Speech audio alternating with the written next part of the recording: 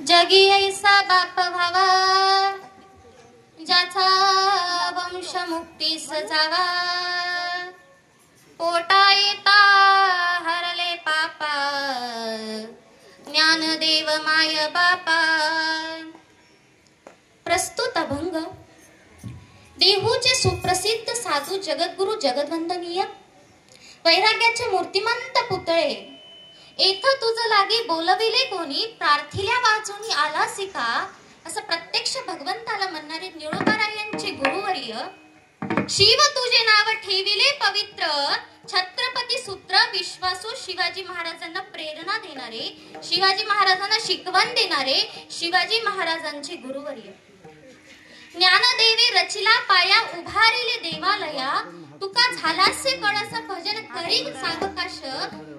ह्या मंदिराचा जो कळस आहे ते तुकोबाराय, या देहूच्या तुकोबारायांचा 4 चरणांचा अभंग आजच्या या 13वी प्रसंगी निवडलेला आहे। विठ्ठल विठ्ठल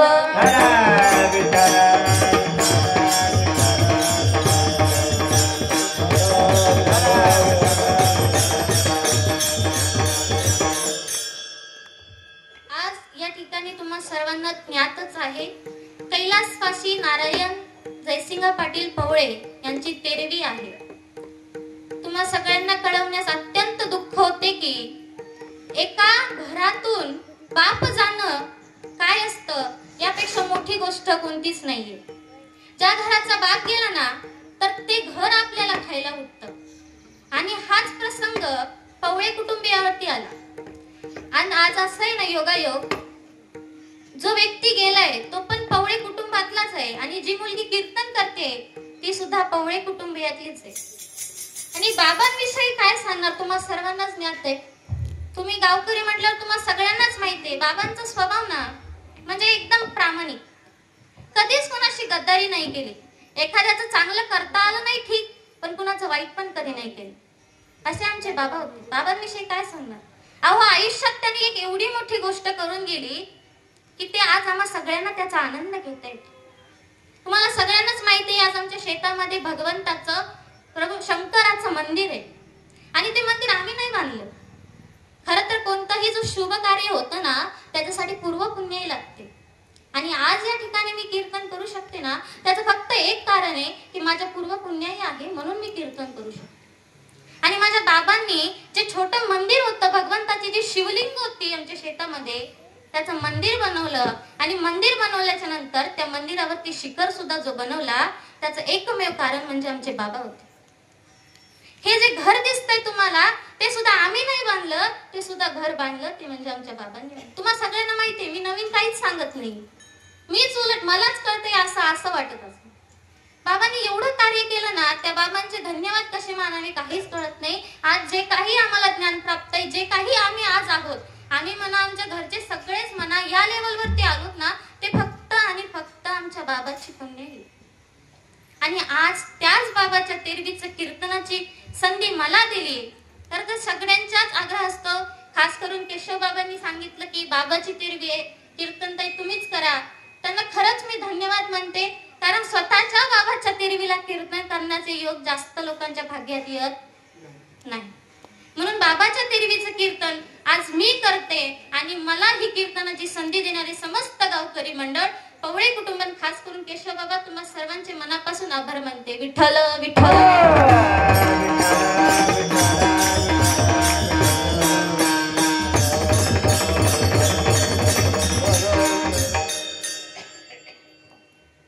माणूस मेल्याच्या नंतर 1 वर्षापर्यंत 3 विधी होत असतात। गरुड पुराण सांगतं माणूस मेल्याच्या नंतर 1 वर्षापर्यंत 3 विधी होत असतात। त्यात एक म्हणजे दशक्रिया, दुसरं 13वा, आणि तिसरं म्हणजे वर्षश्राद्ध। दशक्रिया हा विधी आहे आणि 13वा हे शास्त्र आहे। विधी बदलता येतो पण शास्त्र बदलता येत नाही। आपण दशक्रिया हा 3ऱ्या 7व्या दिवशी करू शकतो, पण 13वा करता येत नाही, हे माहिती असणं गरजेचं आहे। कारण आपले मुलं आपला 13वा आणि 10वा एकाच दिवशी करू नये म्हणून हे सांगणं गरजेचं आहे। दशक्रिया विधी आहे म्हणून ती बदलता येते। दशक्रिया ही हे 3ऱ्या दिवशी सुद्धा करता येते, 7व्या दिवशी सुद्धा करता येते आणि 10व्या दिवशी सुद्धा करता येते. पण 13वं हे एक शास्त्र आहे आणि शास्त्र बदलता येत नाही. उदाहरण सांगते, मी जर तुम्हाला विचारलं 2 आणि 2 किती किती 2 आणि 2 हे मी आज तुम्हाला इथं कीर्तनात सांगते. हेच मी 2 आणि 2 किती जर मी घरी विचारलं तर ते काय सांगणार? आता पुण्याला विद्येचं माहेरघर म्हटलं जातं. पुण्याचे लोक जास्त शिकलेले असतात. पुण्याच्या मध्ये विद्यालय आणि त्यांना जरी विचारलं दादा 2 आणि 2 किती रे, तरी ते पण सांगणार 4. अमेरिकेत जरी गेले 2 आणि 2 किती, तरी पण ते पण सांगणार 4. का तर हे 2 आणि 2 किती 4 हे शास्त्र, म्हणजे शास्त्र बदलता येत नाही. त्याप्रमाणे तेरवी हे पण शास्त्र आहे, म्हणून ते 13व्याच दिवशी करतात. परत तेरवी का करतात? हिंदू धर्मामध्ये एकूण 16 संस्कार सांगितले. 16 संस्कार सांगितले, पण ते 16ही संस्कार आपल्यावरती कुणावरतीच होत नाही. त्यातले 13 संस्कार होत नाहीत, फक्त 3 संस्कार होतात. 3 संस्कार म्हणजे प्रथम आहे नामकरण संस्कार. नामकरण प्रत्येकावरती होतं. इथं बसलेल्या प्रत्येकाला काहीतरी नाव आहे, म्हणजे तुम्हाला नाव ठेवलंय, तुमचं नामकरण झालेलं आहे, म्हणजे तुमच्यावरती नामकरण संस्कार झालेला आहे. आणि बहुतेक जणांचा विवाह पण झालेला आहे, म्हणजे विवाह संस्कार सुद्धा या देहावरती होत असतो. आणि 3रा संस्कार आहे तो म्हणजे अंत्येष्टी संस्कार. तो माणूस मेल्याच्या नंतर केला जातो, त्याला म्हणतात अंत्येष्टी संस्कार. हे 3च संस्कार या देहावरती होतात, बाकीचे 13 संस्कार होत नाहीत. मग ते 13 संस्कार कधी होतात? जे माणूस मेला त्या दिवशी पर्यंत, तेरवीपर्यंतचे जे 13 दिवस असतात, त्या 13 दिवसामध्ये रोजचा एक संस्कार म्हणजे 13 संस्कार होतात. एकूण 16 संस्कार झाले ना आता 16 संस्कार, म्हणून 13 संस्कार करायचे बाकी असतात. म्हणून 13वा हा 13व्याच दिवशी केला जातो. काही जणांचा 14वा केला जातो, पण ते अशाच लोकांचा केला जातो जे संन्यासी आहेत, ज्यांचा मधला संस्कार म्हणजे विवाह संस्कार झाला नाही, त्यांचा 14वा केला जातो. म्हणून 13वा हा करणे गरजेचं आहे, कारण 13 संस्कार झाल्याशिवाय या जीवात्म्याला वरती जाता येत नाही. म्हणून 13वा करायचा. हा झाला 2रा विधी, एक दशक्रिया आणि 13वा. 3रा विधी कोणता? तर तो वर्षश्राद्ध. आता वर्षश्राद्ध का करायचं?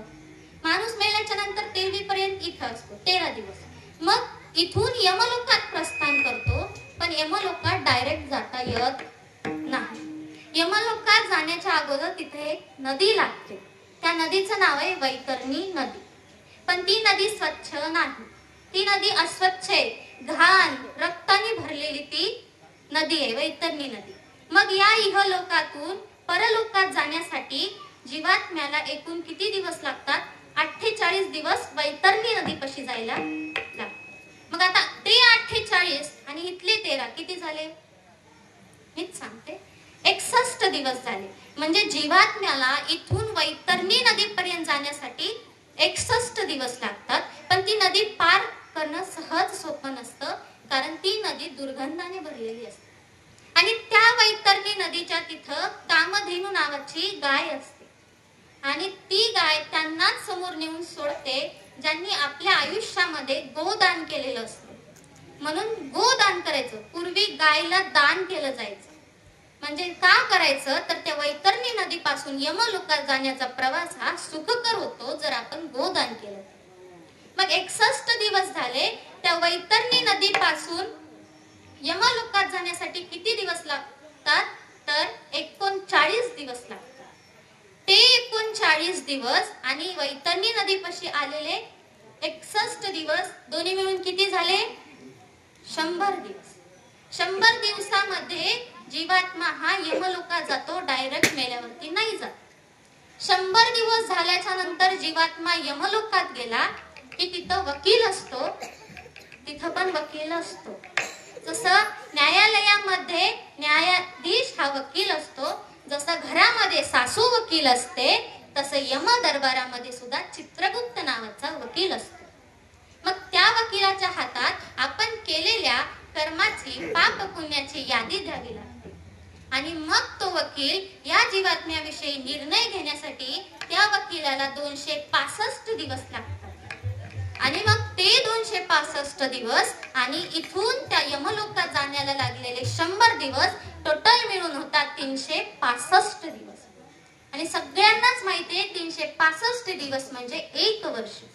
मग या जीवात्म्याचा निर्णय व्हायला 1 वर्ष लागतं आणि 1 वर्ष झाल्याच्या नंतर 365व्या दिवशी हा जीवात्म्याचा निर्णय घेतला जातो की त्या जीवात्म्यासोबत नेमकं काय करायचं.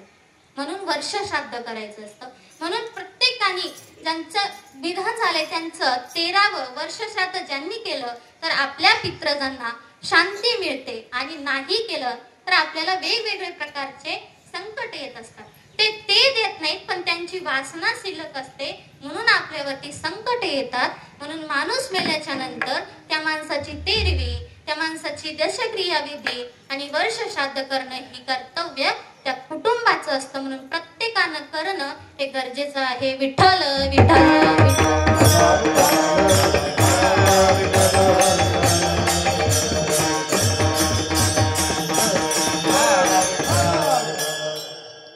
आता तेरवी का करायची, वर्ष श्राद्ध का करायचं ते समजलंच.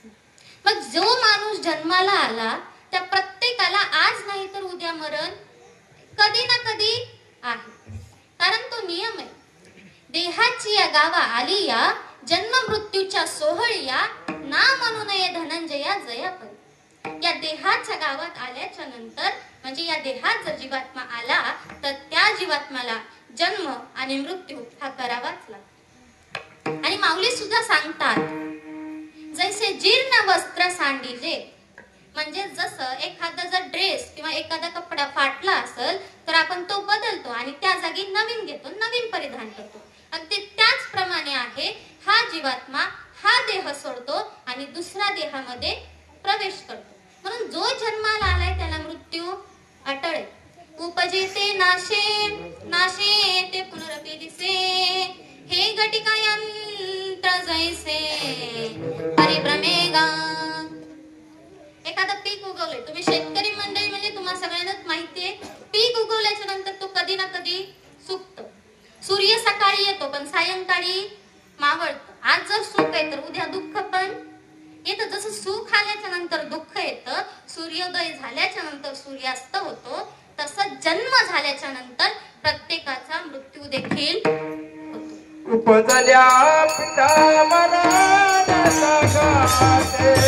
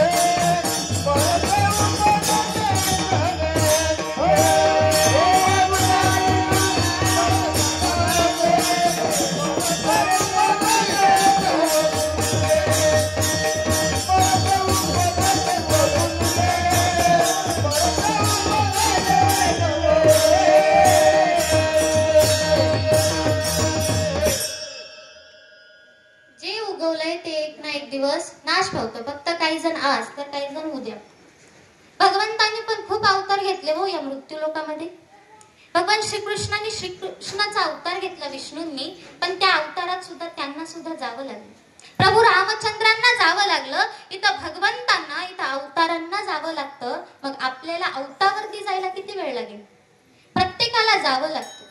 राजा दशरथ प्रत्येकांनाच माहिती, अयोध्या नगरीचे राजे प्रभू रामचंद्राचे पिता, त्यांना सुद्धा मृत्यू आलाच ना. भगवंताचे पिता होते, नाही वाचू शकले असते का? जर भगवंत काहीही करू शकतात तर आपल्या वडिलांना पण वाचवू शकले असते, पण वाचवले नाही. कारण हा चक्र आहे, सृष्टीचं चक्र आहे, जन्म घेणं आणि मरण. दशरथांना मृत्यू आला, पण मृत्यूच्या समयी एकही मुलगा जवळ नव्हता.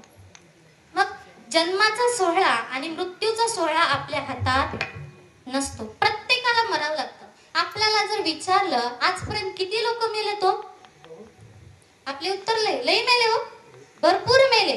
पण माऊलींच्या शब्दात ऐका, आजा मेला पंजा मेला बाप मसून गेला, देखत नाकू बंधू तोय कैसा,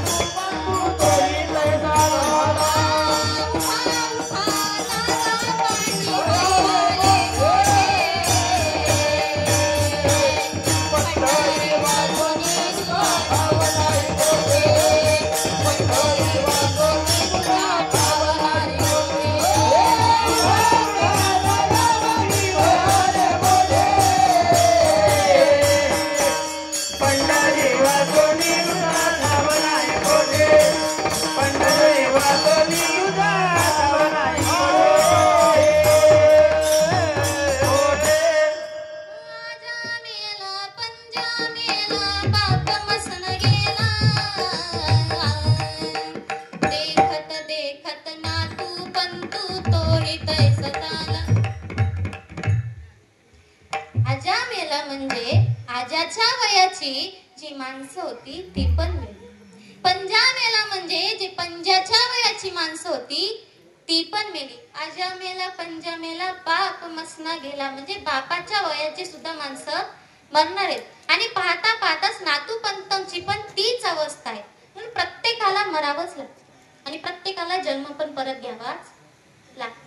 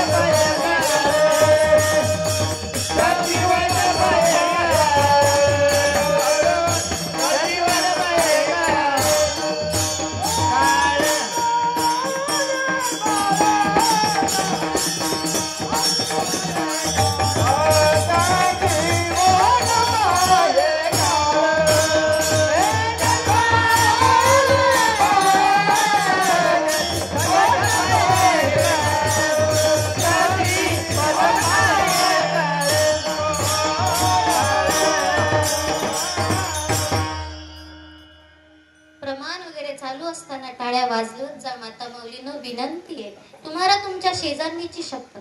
आणि खरंच सांगू का, शेजारणी कशी असावी? शेजारणी भलं करणारी असावी. कशी असावी? या शेजारणीनं या शेजारणीनं बरं नाही केलं ग बया, मला पंढरीला नेलं ग बया, मला पंढरीला नेलं ग बया, पंढरीला नेलं ग बया, मला पंढरीला नेलं ग बया.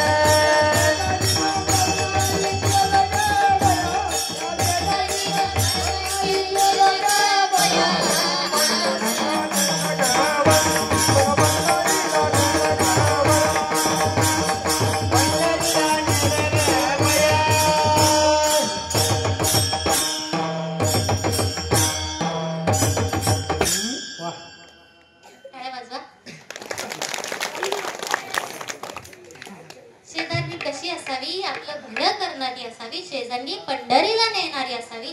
शेजारणी टाळी वाजव असं सांगणारी असावी. म्हणून शेजारणीसाठी जेव्हा भजन चालेल, कारण शेजारणीची शपथ आहे म्हणून टाळी वाजवत जा.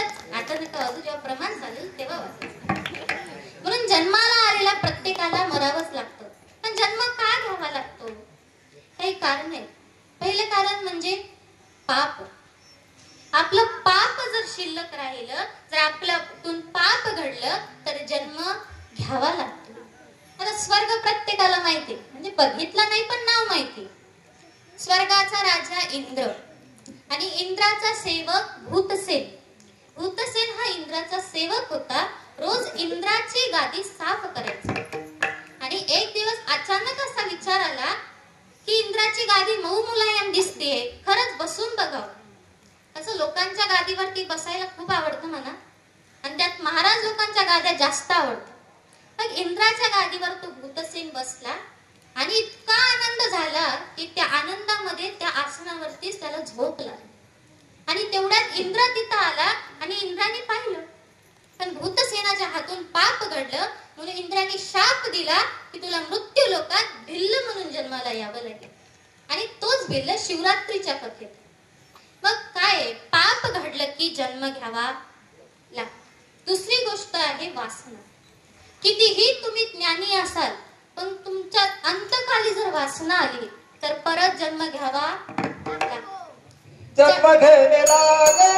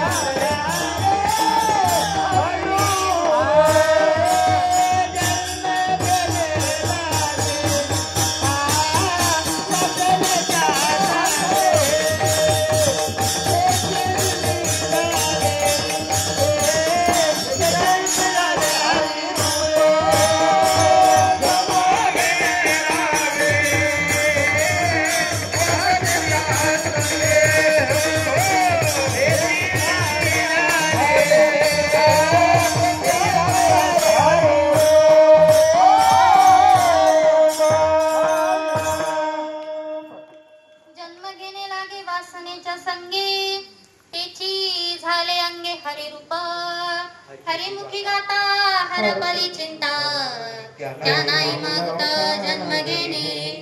अहो शांती ब्रह्म एकनाथ महाराज सुद्धा त्यांच्या हरिपाठात सांगतात की जर वासना निर्माण झाली तर परत जन्म घ्यावा लागतो, आणि जर अंतकाली वासना आली तर परत जन्म घ्यावा लागतो.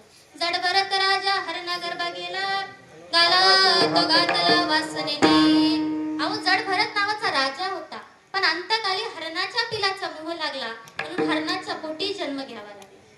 पण ज्याच्या अंतकाळी त्याच्या मुखामध्ये जर नाम आलं, खरं तर खूप कष्ट केल्याच्या नंतर, खूप परमार्थ केल्याच्या नंतरच मोजक्याच लोकांच्या अंतकाली मुखात भगवंताचं नाम येतं. अंतकालीच मामेव स्मरण मुक्ता कलेवरम. ज्यांच्या अंतकाली मुखामध्ये भगवंताचं नाम आलं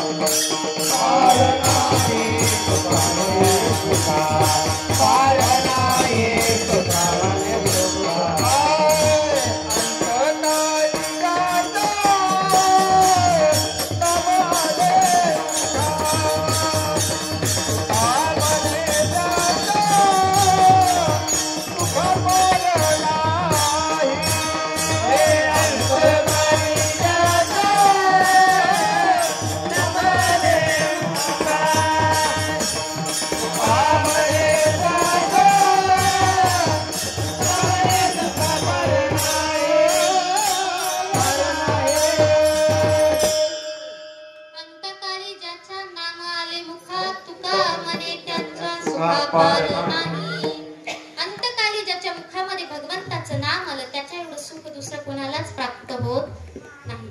खरं तर आपण तीन काळामध्ये जगतो. काही जण भूतकाळात जगतात, काही जण वर्तमान काळात जगतात आणि काही जण भविष्य काळात जगतात. जे म्हातारे लोक असतात ते जास्त करून भूतकाळात जगतात. ते नेहमी सांगतात आमच्या वेळेस असं नव्हतं बाई, आमच्या वेळेस तसं होतं. जे आता तरुण पिढी आहे ती वर्तमान काळात जगते आणि काही हुशार लोक भविष्य काळात जगतात. पण जे संसार करणारे माणसं आहेत, जे प्रापंचिक माणसं आहेत, ते फक्त दोन काळात जगतात. एक म्हणजे सकाळ, दुसरं म्हणजे संध्याकाळ. आणि जे परमार्थ करतात, जे साधू संत असतात, ते एकाच काळात जगतात, तो म्हणजे अंतकाळ. ते अंतकाळासाठी प्रयत्न करतात आणि प्रापंचिक माणसं सकाळ आणि संध्याकाळच्या जेवणापुरतं भागेल एवढा प्रयत्न करतात. आणि म्हणून संत काय सांगतात, तुकोबाराय सांगतात, मी गोड व्हावा याच्यासाठी मी जन्मभर अट्टहास केला. याच्यासाठी यासाठी केला होता अट्टहास. यासाठी केला होता अट्टहास. यासाठी केला होता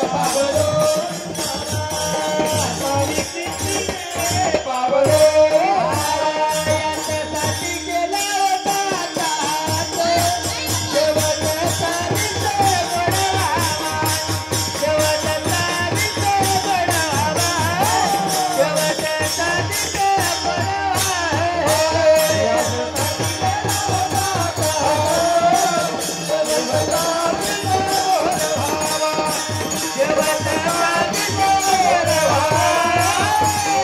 यासाठी केला होता अट्टहास.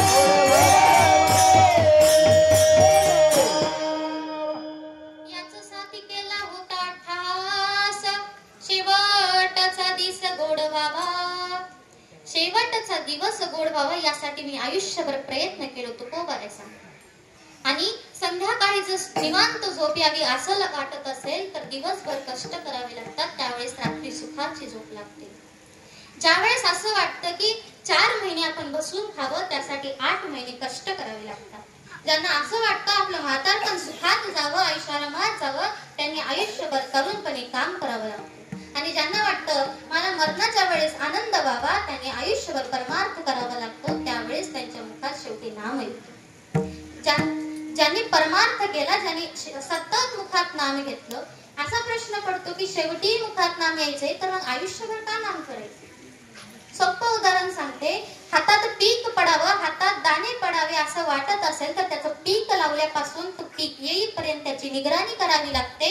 त्याची काळजी घ्यावी लागते. तुम्ही सगळे शेतकरी म्हणजे मला माहिती. मग जर पीक दाणे हातात यावे असं वाटत असेल तर ते पेरल्यापासून ते येईपर्यंत त्याची काळजी घ्यावी लागते. त्याच्यासाठी निगराणी करावी लागते. तसंच अंतकाळी मुखात नाम येण्यासाठी आयुष्यभर मुखात नाम असलं पाहिजे तेव्हाच येते विठ्ठल विठ्ठल.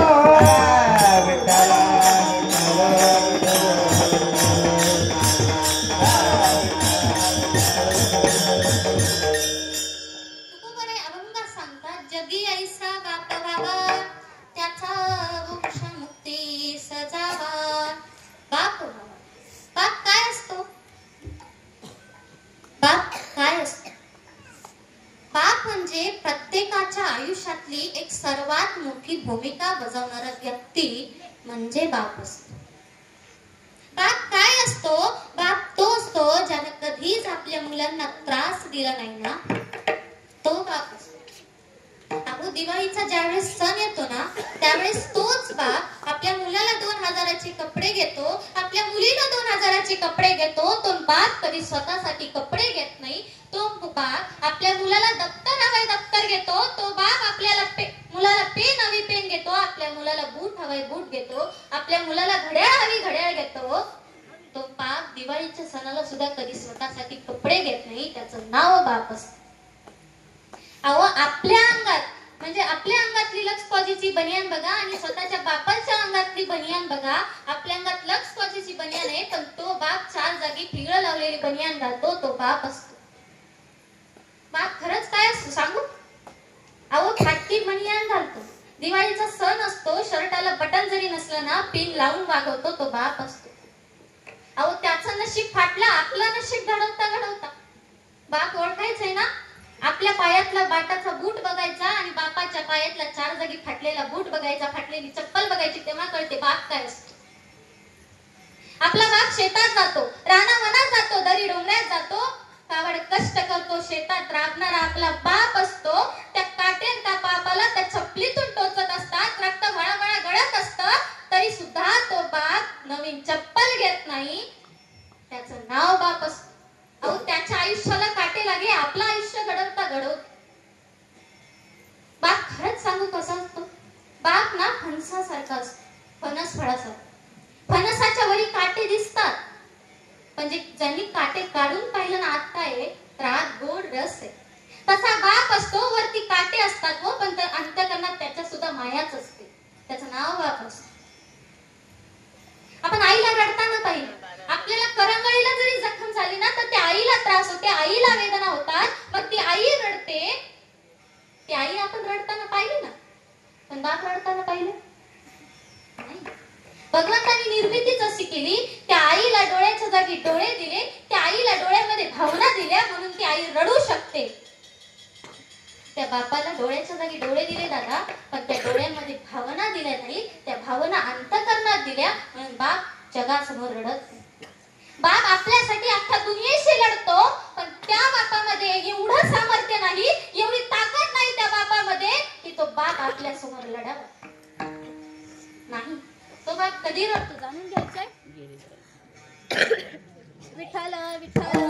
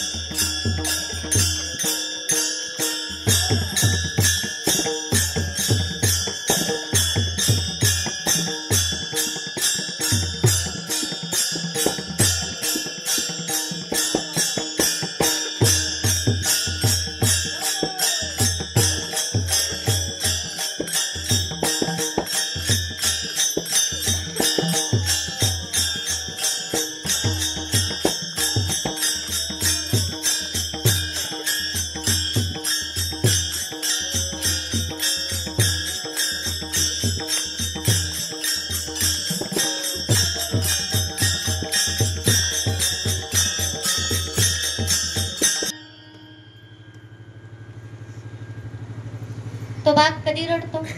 बाप कधी रडतो बघायचंय ना, तर एखाद्या रात्री बाप झोपल्यानंतर बापाची उशी बघायची. त्या उशीला चापडून बघायचं, ती उशी तुम्हाला ओली लागेल, कारण जगासमोर रडण्याचं ताकद त्या बापामध्ये नसतं, पण तो पण बाप रडतो. त्या बापाची आई वारली, पण त्या बापाला रडता आलं नाही, का तर बहिणीचा आदर व्हायचा होता. त्या बापाचा जन्मदाता वारला, पण त्या बापाला रडता आलं नाही, का तर भावंडाचा आधार व्हायचा होता. त्या बापाची तारुण्यात जरी पत्नी गेली ना, तरी सुद्धा त्या बापाला रडता येत नाही, का तर कुटुंबाचा कणा व्हायचा होता. तो बाप रडत नाही. डोळ्यासमोर प्रसंग एक बाप आहे, 10,000 रुपये पगार आहे, कारखान्यात काम करतो, कष्ट करतो कारखान्यात, आणि घरी आला संध्याकाळचे 6 वाजले होते. त्या बापाने हातपाय धुतले आणि जेवायला पत्नीने दिले आणि समोर बसला, तर त्या बापाच्या बाजूला त्याचा मुलगा 7वीला होता आणि अभ्यास करत होता. त्या बापाच्या डोक्यात विचार आला, आपण राब कष्ट करतो, 10-10 तास अभ्यास करतो, त्यावेळेस 10-10 तास काम करतो, त्यावेळेस कुठे आपल्याला 10,000 भेटतात, ही वेळ माझ्या मुलावरती यायला नको. म्हणून त्या बापाने त्या मुलाला विचारलं, दादा तुला काय बनायचंय रे मोठेपणी? तुला मोठं झाल्याच्या नंतर काय व्हायचंय, कुणासारखं बनायचंय? त्या दादाने सांगितलं, बाबा मला इंजिनियर व्हायचंय, IT कंपनीत कामाला लागायचंय. आईच्या डोळ्यात खळकन पाणी आलं. आईला बापाने विचारलं, का ग का रडतेस? मुलगा म्हणतोय ना त्याला इंजिनियर व्हायचाय, होऊ दे ना, अडचण काय? आईने सांगितलं, अहो मुलगा इंजिनियर व्हायचा म्हणतोय, पण त्याच्यासाठी लाखोंना फीस आहे, त्याच्या ऍडमिशन करता पैसे कुठून आणणार? तो बाप म्हणतो, मी रक्ताचं पाणी करीन, राबीन, पण माझ्या पोरांना शिकवण्यासाठी मी कष्ट करीन. तो बाप असतो. पोरगा 10वीला पास झाला चांगल्या मार्कांनी, इंजिनिअरिंग ऍडमिशन घ्यायचं होतं. गावातल्या मंडळींनी सांगितलं, पुण्याचे कॉलेज चांगले आहेत इंजिनिअरिंग साठी, तिथं ऍडमिशन घ्या. बाप दुसऱ्याच दिवशी पहाटे उठला, आंघोळ केला, अंगात मळकेच कपडे होते, फाटकी चप्पल होती, डोक्याला तेल नव्हतं, मळकीच पिशवी घेतली, 200 रुपये घेतले आणि महामंडळच्या गाडीनं बाप पुण्यात आला. पुण्यात आल्याच्या नंतर तिथल्या एका काकाला विचारलं, काका इथे इंजिनिअरिंगचं कॉलेज कुठे हो? काकांनी सांगितलं रिक्षा स्टँड वरून जा 2 किलोमीटर वर आहे 30 रुपये घेतले. त्या बापांनी सांगितलं 2 किलोमीटर साठी जर 30 रुपये दिले तेवढेच 30 रुपये वाचवले तर त्या 30 रुपयात माझ्या पोराला वही येईल. तो बाप 2 किलोमीटर चालत गेला पण आपलेच पोरं 2 किलोमीटर चालण्यासाठी 50 रुपये देतात पण गाडीनच जातात. तो बाप इंजिनिअरिंगच्या कॉलेजला गेला. तिथल्या वॉचमॅनला विचारलं काका इथे इंजिनिअरिंगचं ऍडमिशन होतं म्हणे माझ्या मुलाचं ऍडमिशन करायचंय माझ्या मुलाला इंजिनिअरिंग बनवायचंय काय करावं लागेल. त्या काकांनी सांगितले ही जी रांग आहे ना ती इंजिनिअरिंगच्या ऍडमिशनची तुम्ही त्या रांगेत जा म्हणजे तुमचं ऍडमिशन होईल. तिथं सुटाबुटात लोक आले होते आणि आपला गरीब शेतकरी बाप भिकारी सारखा दिसत होता पण त्याच्या डोक्यात एकच विचार होता की आपल्या पोराला शिकवायचं. तो बाप सरांपर्यंत गेला. सराला सांगितलं सर पोराला इंजिनिअरिंग बनवायचंय किती खर्च लागेल. त्यांनी सांगितलं 3.5 लाख. 3.5 लाख शब्द सांगितल्या बापाच्या डोळ्यातून पचकन पाणी आलं. बाप रडायला लागला कारण शेतकरी बाप होता. बाप घरी आला पत्नी वाट बघत होती. पत्नीनं आल्याला विचारलं का हो झालं का पोराचं ऍडमिशन. त्यांनी सांगितलं 3.5 लाख रुपये भरावे लागतील त्यावेळेस आपल्या पोराचं ऍडमिशन होईल. आई रडायला लागली. त्यांनी सांगितलं रडू नको पैशाची जोड मी काहीतरी कळते. पाहुण्या फोन केले सासरवाडीला फोन केला पण कोणीच पैसे दिले नाही. अहो आनंदात तर सगळेच आपले साथीदार असतात पण खरंच ज्यावेळेस दुःखाचा डोंगर येतो ना त्यावेळेस आपले सुद्धा परके होतात. ज्यावेळेस खिशात पैसा असतो ज्यावेळेस आपल्या ओळखीचे नसतात सुद्धा ते आपल्या ओळखीचे झालेले असतात पण ज्यावेळेस ती आपल्यावरती दुःखाचा डोंगर येतो त्यावेळेस आपलेच आपल्याला ओळखत नाही. म्हणून आयुष्यात 3 व्यक्तींना कधीच विसरायचं नाही. ज्या व्यक्तीमुळे आपल्यावरती संकट आले ना त्या व्यक्तींना आयुष्यभर विसरायचं नाही. आणि ज्या व्यक्तींनी संकटाच्या काळी आपल्याला साथ दिली नाही ना त्या व्यक्तींना तर कधीच विसरायचं नाही. आणि ज्यांनी संकटाच्या काळी आपल्याला मदत केली तो फक्त देवासारखा धावून आलेला आपला मित्र असतो. त्या बापांनी कंपनीच्या साहेबाकडे गेलं. साहेबाला म्हटलं साहेब माझ्या मुलाला इंजिनिअरिंग करायचंय एकुलता एक मुलगा आहे मला माझ्या वंशाचा दिवा आहे त्याची इच्छा आहे माझ्यासारखे त्याचे दिवस निघू नये म्हणून मला त्याला इंजिनिअरिंग बनवायचंय. माझ्या घरी 1.5 लाख आहेत 3.5 लाख रुपये पाहिजेत 2 लाख रुपयाचं कर्ज द्या ना मला. मी कामावर येईल त्यावेळेस मला 1 रुपया देऊ नका पण मला आता 2 लाख रुपयाची गरज आहे मला आता 2 लाख रुपये द्या. साहेब म्हणले आधीच कंपनी कर्जावर आहे पैसे 1 रुपया नाही मिळत. तो बाप रडायला लागला. वडिलोपार्जित आलेली जमीन सावकाराकडे गहाण ठेवली आणि 2 लाख रुपयाचं कर्ज घेतलं. 3.5 लाख रुपये ऍडमिशनला भरले आणि पोराला इंजिनिअरिंग शिकवण्यासाठी पुण्याला पाठवलं. 4-5 वर्ष झाले. प्रसंग डोळ्यासमोर आठवा. त्या बापाच्या बायकोला म्हणजे पोराच्या आईला भयंकर आजार झाला पण त्या आईनं नवऱ्याला सांगितलं नाही कारण का तर उपचारासाठी बाप पैसे कुठून आणणार. पण काही दिवसांनी तो आजार इतका मोठा वाढला की त्या नवऱ्याने दिलं हॉस्पिटलमध्ये नेलं. हॉस्पिटलमध्ये नेल्याच्या नंतर त्या डॉक्टरला सुद्धा रडू यावं अशी परिस्थिती निर्माण झाली. विचारलं का हो डॉक्टर का झालं तुम्ही का रडता. इथं आपल्या साथी रडत नाहीत मग तुम्ही का रडता.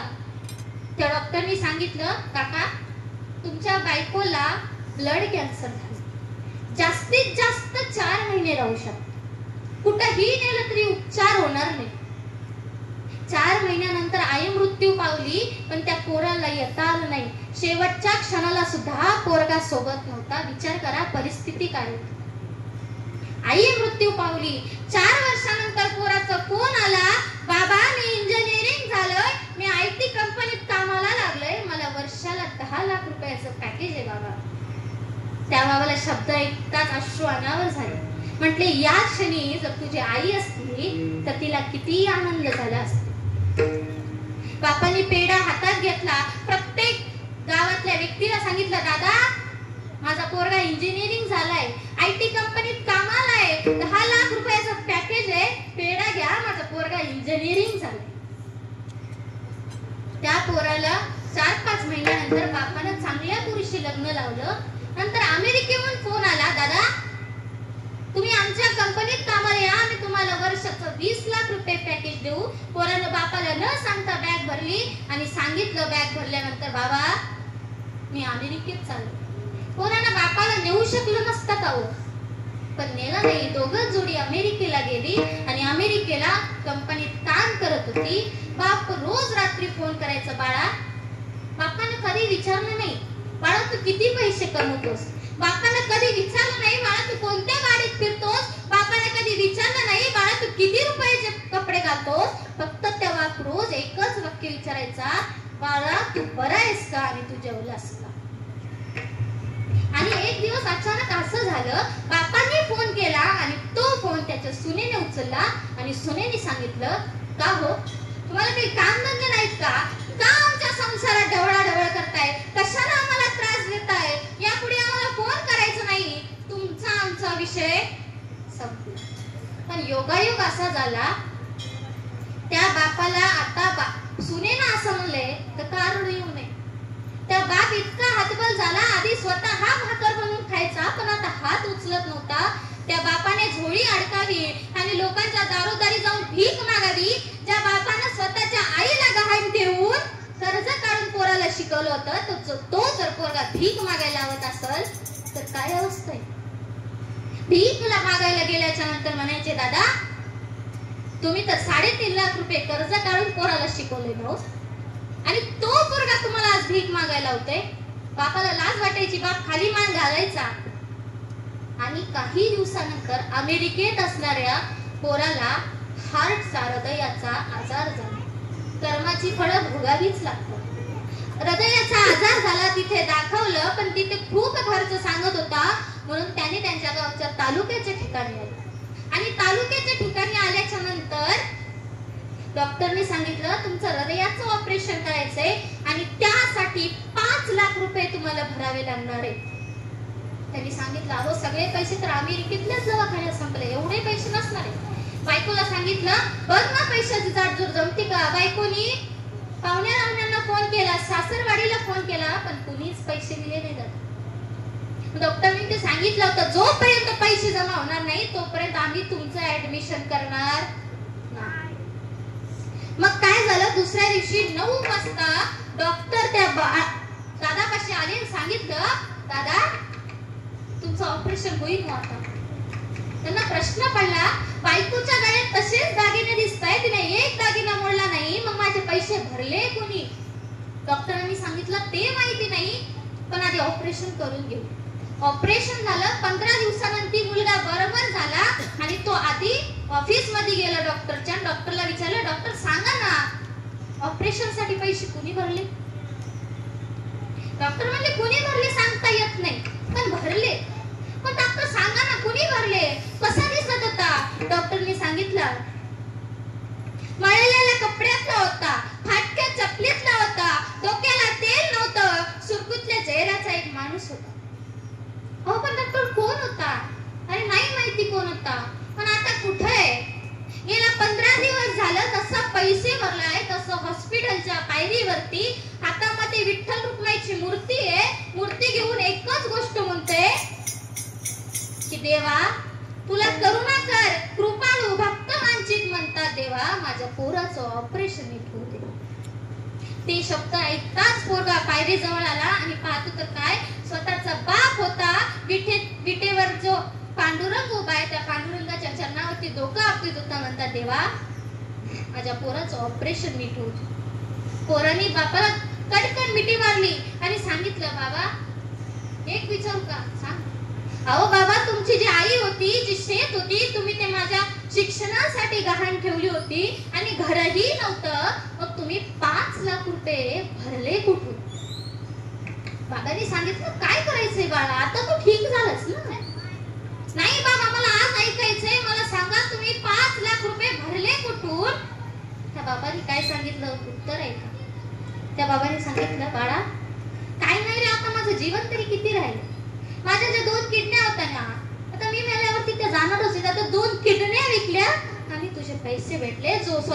जो मुलासाठी आयुष्यभर झडत राहतो ना, त्याचं नाव बाप आहे. सांगा, बापाची भूमिका आपल्या आयुष्यात किती मोठी आहे. जगी आईचा बाप व्हावा, जगी आईचा बाप व्हावा, जगी आईचा बाप व्हावा, जगी आईचा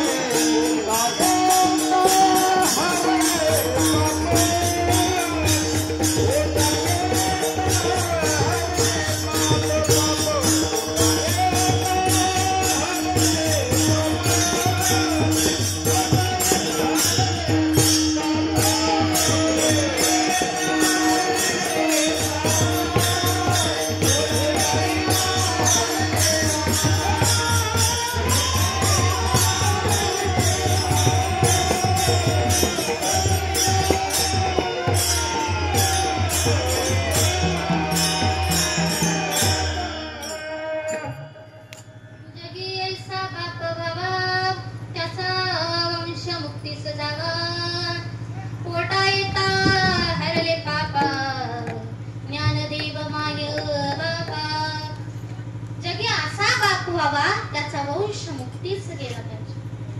बाप असतो स्वाभिमानी बाणा. बाप माझा स्वाभिमानी बाणा, लाजाळूची संवेदना, स्वाभिमानी बाणा, स्वाभिमानी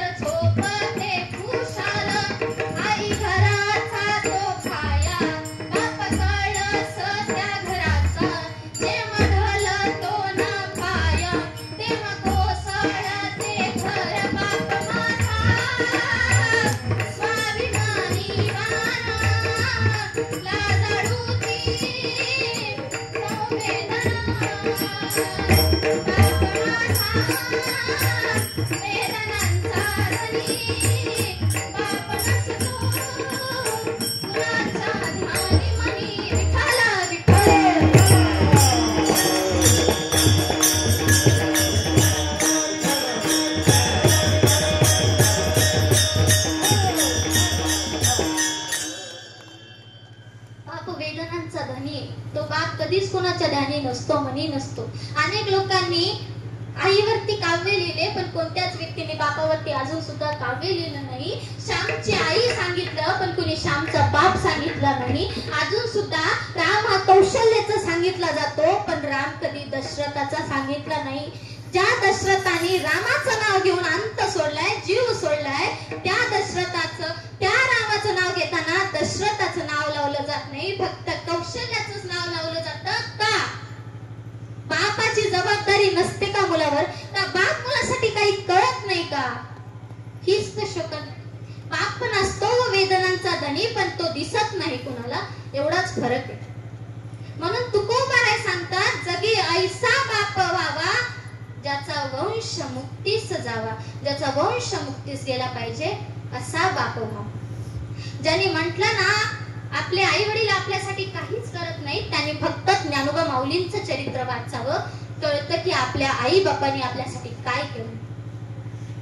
आपल्या पोरांना समाजामध्ये घ्यावं यासाठी ज्ञानोबारायांचे आई वडील शुद्धीपत्र आणण्यासाठी वडील पैठणला गेले, आणि पैठणला गेल्याच्या नंतर तिथल्या ब्राह्मण पंडितांनी सांगितलं, तुमच्या मुलाला जर समाजात घ्यायचंय तर तुमच्यासाठी एकच पर्याय आहे, तुम्हाला जो देह आहे तुम्हाला त्याग करावा लागणार आहे. जो ज्या वेळेस तुम्ही देह त्याग कराल त्याच वेळेस तुमच्या मुलाला तुमच्या समाजात घेतलं जाईल. मग आपल्या मुलाला समाजात घेण्यासाठी जे आई वडील देह त्याग करतात, त्या आई वडिलांची भूमिका किती मोठी. ते वडील घरी आले आणि सिद्धपीठात आल्याच्या नंतर रुक्मिणी मातेने विचारलं, का हो, सांगितलं का पंडितांनी आपल्या मुलाला घेतो म्हटले का समाजात? त्यांनी म्हटलं, अगं नाही, घेतो म्हणले, पण त्यासाठी एक आट घातली, ज्या वेळेस आपण दोघं देह त्याग करू ना त्याच वेळेस आपल्याला या समाजात घेते. आपल्याला देह त्याग करायचा आहे रात्री. मुलांना आज आपल्या सोबतचा शेवटचा दिवस आहे रुक्मिणी, त्यांच्यासाठी गोड जेवण बनते.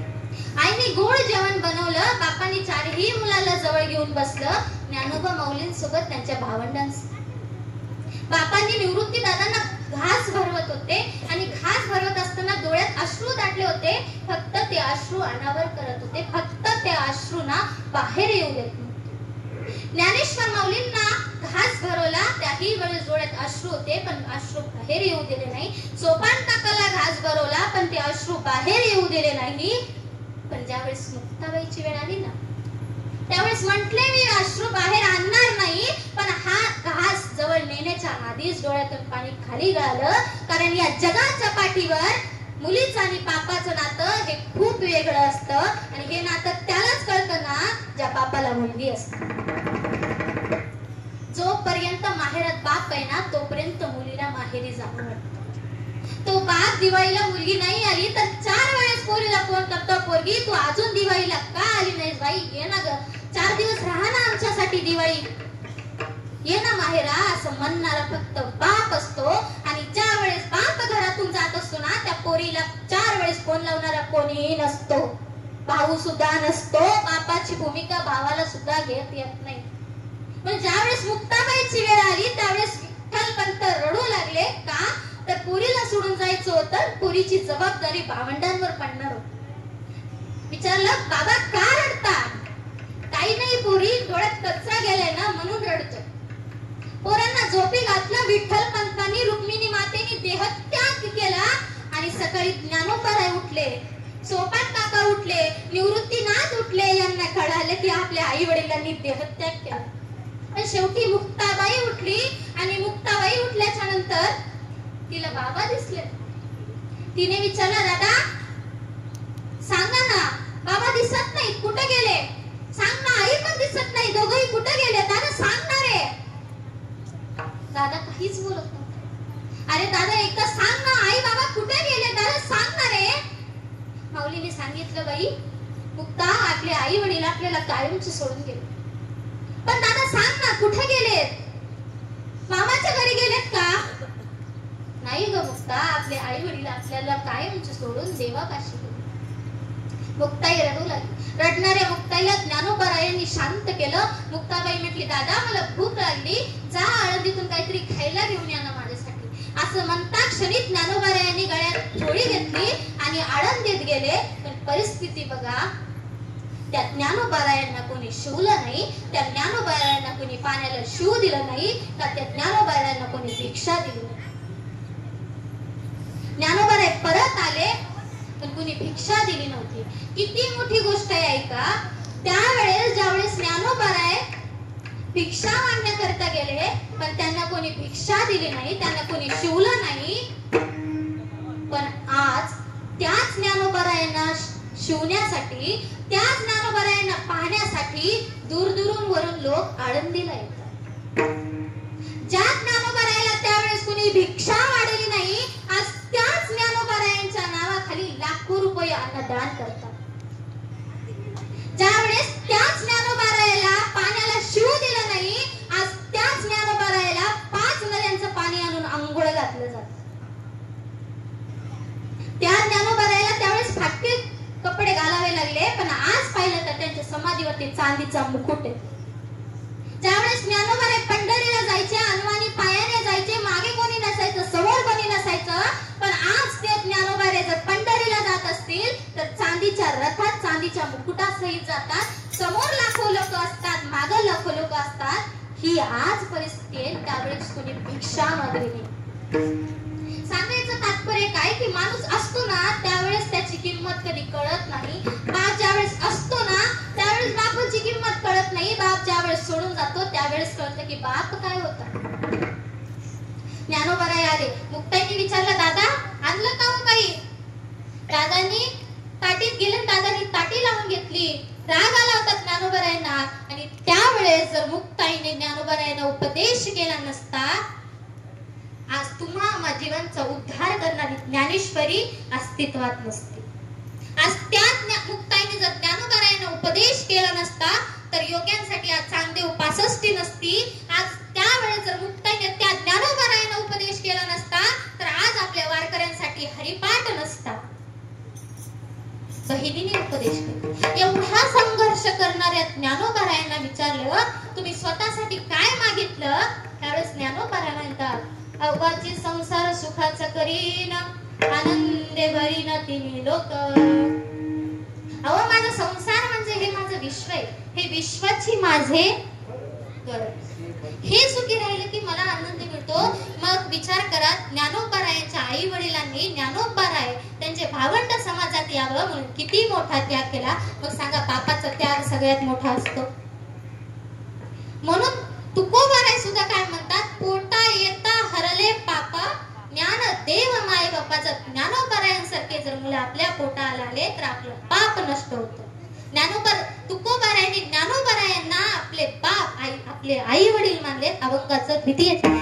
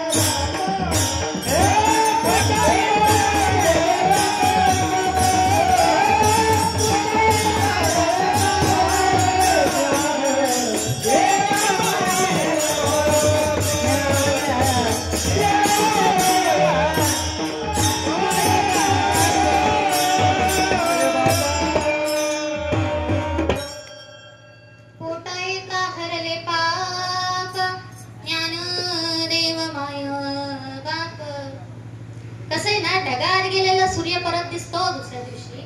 ढगाआड गेलेला सूर्य दिसतो परत, पण माती आड गेलेला बाप कधी कुणा दिसत नाही. म्हणून ज्या वेळेस बाप जिवंत असतो ना त्यावेळेस त्या आई बापाची सेवा करा. आपण काशीला जातो, आपण अयोध्येला जातो, आपण मथुरेला जातो, पण ज्या वेळेस आपल्या आई बापाची आपल्याला सेवा करायची असते त्यावेळेस जर आपण आई बापाची सेवा केलो नाही तर ते बाप गेल्यावर रडून काही फायदा नाही, कारण त्यावेळेस तो बाप येत नसतो. कारण सांगितलेलं आहे, माय बाप केवळ काशी तेरी न जावे तीर्थासी, पुंडलिके काय केले परब्रह्म आणिले. माया बापाच्या चरणावरती काशी, माया बापाच्या चरणावरती मथुरा आहे, माया बापाच्या चरणावरती अयोध्या आहे, माय बापाच्या चरणावरती बद्रीनाथ आहे, माय बापाच्या चरणावरती पंढरपूर आहे. मग एवढ्या जवळ आहे तर मग आपण बाहेर का जातो? अहो त्या आई वडिलांची सेवा करा, आयुष्यभर काही कमी पडणार.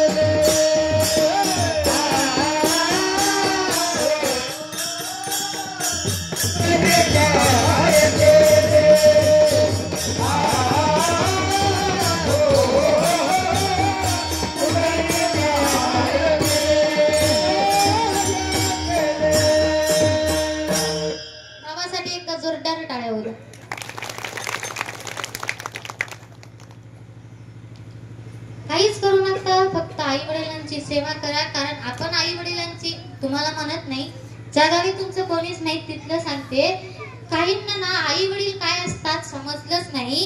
आणि जर आपल्याला आई वडील काय असतात कळलं असतं ना दादा, आई वडील काय असतात जर कळलं असतं तर आळंदीला इंद्रायणीच्या घाटावरती भीक मागताना आई वडील दिसले नसते. आई वडील काय असतं हे जर कळलं असतं ना तर ट्रॅफिक वरती भीक मागताना आई वडील दिसले नसते. आणि आई वडील काय असतं हे जर आपल्याला कळलं असतं तर आज वृद्धाश्रम दिसले नसते, नवे नवे वृद्धाश्रमच असले नसते. म्हणून आई वडिलांची सेवा करा. पुंडलिका रायांनी सुद्धा हेच केलं, आई वडिलांची सेवा केली, परब्रह्माला घरी आणलं. मग आपण आई वडिलांची सेवा केली ना, एवढं जरी केलं ना माझं कीर्तन फळाला गेलं. विठोबा रखुमाई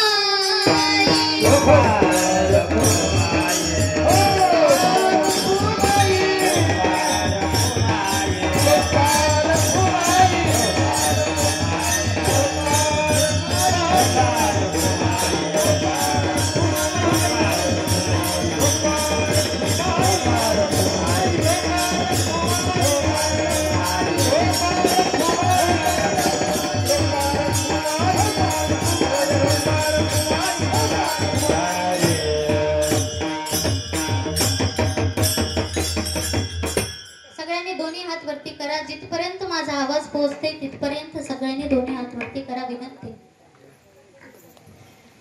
टाळ्या वाजवायच्या. माझ्या विठ्ठला रे विठ्ठला पांडुरंगा, माझ्या विठ्ठला रे विठ्ठला पांडुरंगा, विठ्ठला रे विठ्ठला पांडुरंगा, माझ्या विठ्ठला रे विठ्ठला पांडुरंगा, माझ्या विठ्ठला रे विठ्ठला पांडुरंगा, माझ्या विठ्ठला रे विठ्ठला पांडुरंगा.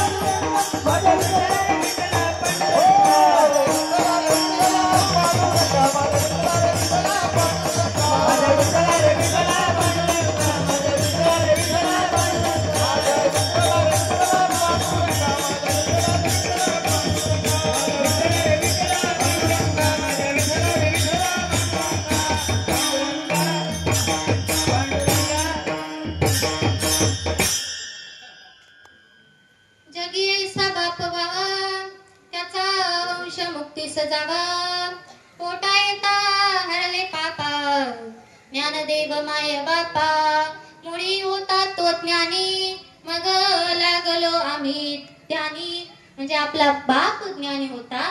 तुकोबाराय सांगतात माझे आई वडील माझे मायबाप माझे ज्ञानोबाराय ज्ञानी होते म्हणून आम्हाला कुठं हे मार्ग सापडले, आम्हाला कुठं परमार्थ करण्याचा मार्ग सापडलाय.